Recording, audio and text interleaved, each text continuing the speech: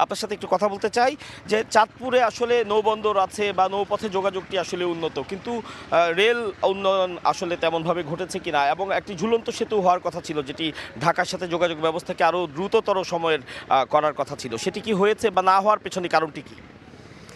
সেটি হয়নি। আসলে আমাদের চাঁদপুরে দীর্ঘদিন যাবৎ পাকিস্তান পিরিয়ড থেকে রেলপথ আছে।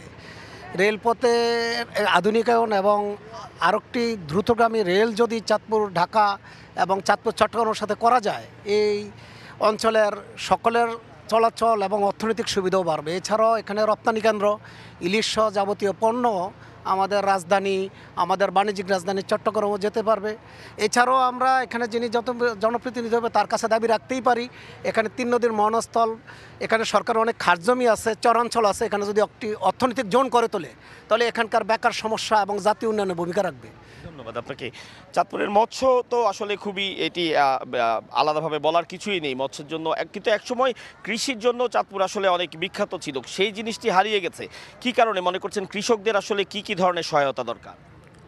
আমাদের চাঁদপুর যে জেলার যে আমাদের চাঁদপুর যে চর অঞ্চল বা নদী বা যে কৃষি জমিগুলি ছিল, যে কানির যে সেচ প্রকল্প, আমাদের বড় সমস্যা ছিল। যেহেতু আমি জাতীয় মৎস্যজীবী সমিতির কেন্দ্রীয় সাংগঠনিক সম্পাদক হিসেবে আমরা বাংলাদেশ সরকারের কাছে বারবার বলছি যে আমাদের বেন্ডিং জেলা করা হয়েছে চাঁদপুরকে, ইলিশের বাড়ি চাঁদপুর।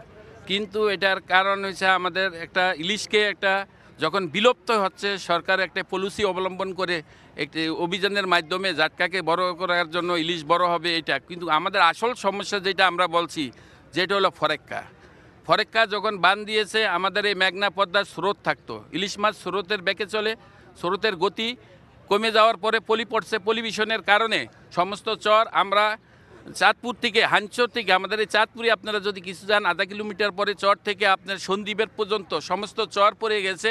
মাছ যে উঠবে সাগর থেকে মাইগ্রেট করার জন্য উপরে কোনো উপযুক্ত জায়গা নাই। এবং কৃষি যে আমাদের কৃষকের ন্যায্য যে দাবি, যখন সারের প্রয়োজন হয়, চাষ দিব, তখন সার পাওয়া যাচ্ছে না। কারণ ডিলাররা সারা একটা এই অজুহাত আমদানি হচ্ছে না।